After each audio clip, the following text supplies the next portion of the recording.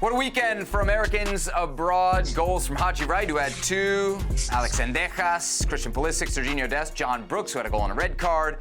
Paxton Aronson as well. Assist for Weston McKennie, who had a couple. Endejas, who was a big contributor in America's big win over Tigres. Sorry, Herc. And Joe Scally, who had an assist in a crazy 3-3 draw between his Gladbach and Cologne. All right, Herc, as has been often the case of late here on Futbol Americas, there are tons of Americans to choose from when it comes to who had the best weekend abroad. Who gets your vote? Haji Wright, come on down. Listen, this is now 13 goals, 6 assists, for Haji Wright in the championship, and I don't think he's getting the credit he deserves. There was a brace this weekend. He was playing a different position early on in the season, more as a winger, now contributing in a central position, getting goals however they come, off of his head, in behind, penalty kicks. He seems to be back to the Haji of old, the Haji we've seen in different places like Turkey, in different moments of the championship. He's being that striker again. And let's not forget, man, I sometimes think fans unjustly have ruled Haji out. He is still the only 9 that I can recall since Brian McBride to score a goal in a World Cup. Traditional 9, real 9, because we've seen Clint Dempsey do it. You know, we've seen other guys who have played part-time, Landon Donovan, but Brian McBride, traditional 9, that's the last time you had a center forward for the U.S. men's national team score a goal if it's not Haji Wright. So we got to give this guy his credit. He's got some equity there too. Yeah, we got to give him credit, right? They always say the championship, hard league to adapt to, and he actually did have some struggles. There was some real concern early on. He might not be the guy. As you mentioned, he's got 13 goals in league play. He's got 14 across all competitions.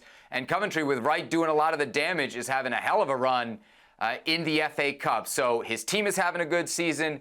He's having a good season. The question is, Herc, what does it mean for his national team chances? Because we got the CONCACAF Nations League coming up. There's a lot of competition for that number 9 spot. Do you see Greg Berhalter calling him in? I don't. And I don't think that's anything on Haji Wright. Haji is a player that I'm very high on. He's got a certain skill set that we don't see in many players. The size, the speed, the ability to finish right foot, left foot, head, everything like that. And then he also has equity. But something tells me that right now the 3 in Greg's mind are Ricardo Pepi, Josh Sargent, and Fowler and Balogun, any order you would like. But those are the 3 in his mind. And it's a little unfair. It's unfair because this man has done it consistently, and also for Greg Berhalter, but he's also got a bit of history with Greg Berhalter. Do you not remember the game before the World Cup, one of his first 2 appearances with the U.S. men's national team, where Greg Berhalter, and I quote, had this to say after a 45-minute cameo where he was playing in a mud pit, if you recall. It's not nice when players don't capitalize on an opportunity. It's not nice for the coach. It's not nice for the players. It's nice for the team.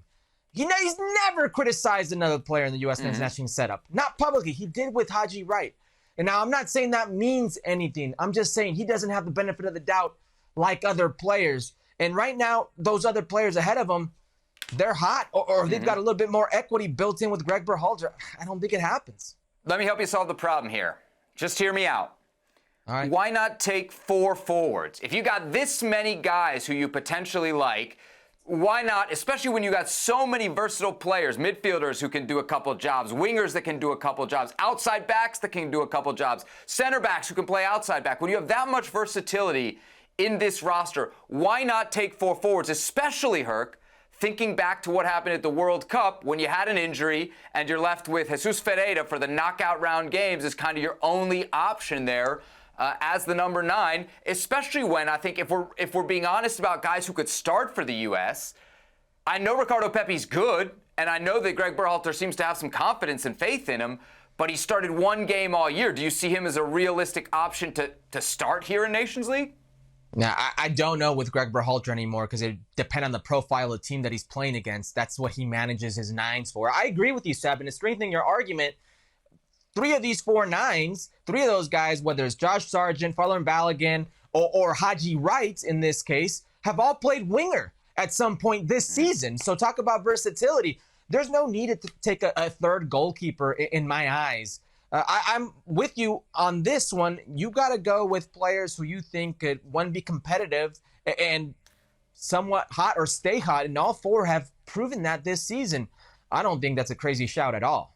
All right, I know last week we promised you an interview with Haji Wright. We're going to conduct that interview tomorrow, so we'll bring it to you soon here on Futbol Americas.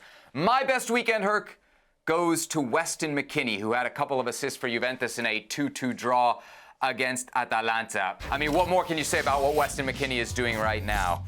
It's his first game back from an injury. Remember the shoulder injury. This guy, whenever he gets hurt, I mean, I don't know what they're feeding him, but it seems like he's immediately healed and immediately contributing. The 2 assists here are very different, but both very impressive. The first one is just a sensational pass, picking out Chiesa. That's number 10 string puller stuff. The second one is the brains, right? That's the knack. Lays it in off his chest for the assist. And if you look at the total overall productivity, Herc, it is very impressive. He now has 7 assists in league play. That's tied for second in Serie A. A couple months ago, the conversation around Weston McKennie was, look at what he's done. Juventus didn't have a use for him, and he's got a role within the team. We got to change that conversation now to this guy is one of the best midfielders, or at least in the conversation for best midfielders in a top 5 league, and that's such a rare thing to say, Herc, about an American. And people can come at me, and there are people who are more Serie A experts than me on this, but he's one of the best midfielders on one of the best teams in the league. He's producing from a role where, by the way, he's not some free-flying number 10. He's got a lot of defensive responsibilities here, and he's got 7 assists for Juventus. I cannot say enough about Weston McKennie, Herc, and if you would have told me that a player who a couple years ago I hammered for walking out on his team in Nashville during World Cup qualifying would be able to have this kind of turnaround at a club like Juventus, I would have laughed at you. But kudos for him to proving me and others wrong in a major way.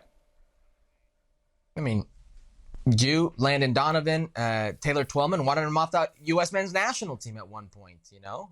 That's how heavy the criticism on Weston McKennie was. And the narrative for Weston McKennie was he's a guy that's very energetic. He's a guy that's contagious to his teammate. And he gets on the end of things in the final third. This is a whole nother level to his game. Mm-hmm. Now, I don't know if I'll go as far as saying he's one of the best midfielders in the world, you know, in a top 5 league. I don't think I'd go that far. But you're making a compelling case for a guy that's added this layer to his game. He's very silky in the final third now. I mean, I think it was 10 days ago we had this very same exercise of, you know, best weekend abroad, and he had 2 assists, one of them this one right here, but he separated his shoulder, and I gave him best weekend, and we had a serious discussion. Well, he's injured, and I said he heals quickly. He's done it before. He will be back, and here we are.